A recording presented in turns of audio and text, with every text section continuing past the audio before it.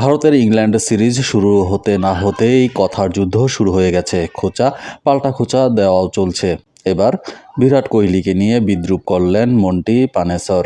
ইংল্যান্ডের সাবেক এই স্পিনারের ধারণা সাফল্য পাবেন না ভেবেই ইংল্যান্ড সিরিজের আগে অবসর নিয়েছেন কোহলি।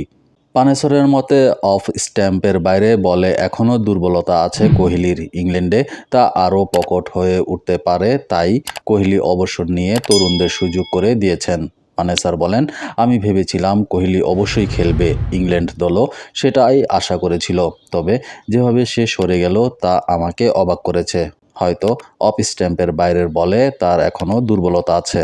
নির্বাচকরা নিশ্চয়ই এটা নিয়ে তার সঙ্গে কথা বলেছেন। তাকে হয়তো বলেছেন, যদি প্রথম 2 ম্যাচ ভালো খেলতে না পারে তাহলে 5টা ম্যাচই খেলবে এমন আশা রেখো না।